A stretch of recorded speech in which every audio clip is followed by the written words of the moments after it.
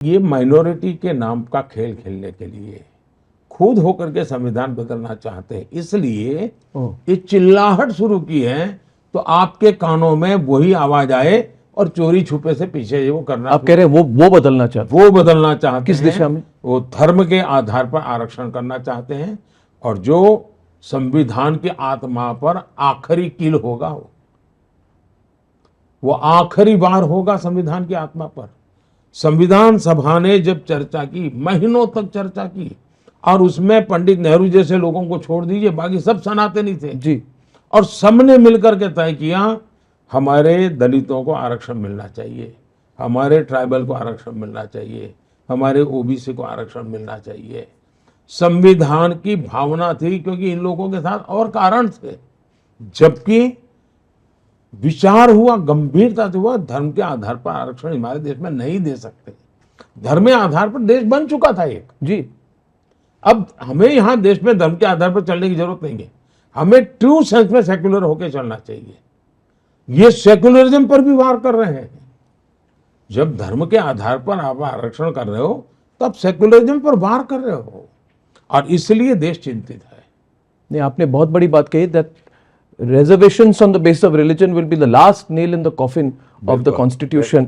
प्रधानमंत्री जी, आपकी economic advisory council ने एक रिपोर्ट दी है, मुझे बहुत इंटरेस्टिंग लगी, जिसके कहा गया कि पूरे दक्षिण एशिया में सबसे ज्यादा मेजॉरिटी के पॉपुलेशन कम हुई है भारत में 7.8% से, यानी कि हर दशक में 1% हिंदू पॉपुलेशन कम हुई है, मगर कोई मेजॉरिटी इन डेंजर की बात नहीं करता। ये आप उससे जुड़ा हुआ सवाल, ये मुस्लिम्स इन डेंजर और माइनॉरिटीज इन डेंजर की बात कही जाती है, और मैं आपसे सीधा सवाल करना चाहता हूं कि ये आपके छवि पर अटैक करने की कोशिश है? Is it to target Narendra Modi और is it at a national international level also to affect our relationship with gulf countries? क्योंकि आपने जिस तरह से एक ऐतिहासिक कदम उठाई है, मिडिल ईस्ट के नेशन के साथ जो नया संपर्क बनाया, क्या उस पर अटैक है या आप पर पर्सनल अटैक है? पहली बात है, ये मोदी का विरोध करने में इतना संतुलन खो चुके हैं कि वे मर्यादाएं ला करके उनकी बातों से देश का भी नुकसान हो रहा है, ये समझ नहीं पाते, या तो जानबूझ करके कर रहे हैं।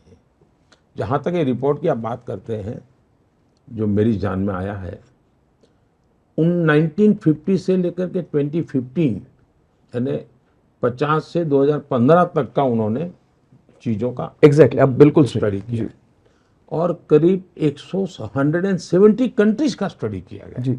ये सिर्फ कुछ भारत दक्षिण भारत के लिए।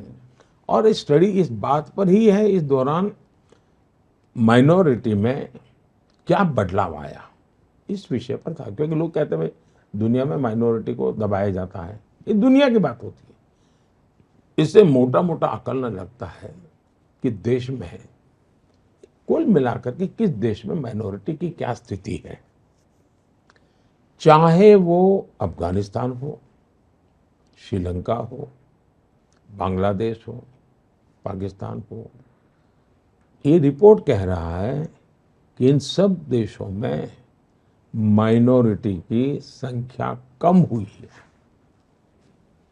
जनसंख्या कम हुई है। अकेला इन सारे क्षेत्रों में हिंदुस्तान ऐसा है कि जहां माइनॉरिटी की संख्या बढ़ी है। और इस स्टडीज में दो चीजें उभर करके आई हैं। एक 1950 से 2015 के बीच में भारत में, ये विभाजन के बाद की बात मैं कर रहा हूँ, 50 से बाद की बात कर रहा हूँ।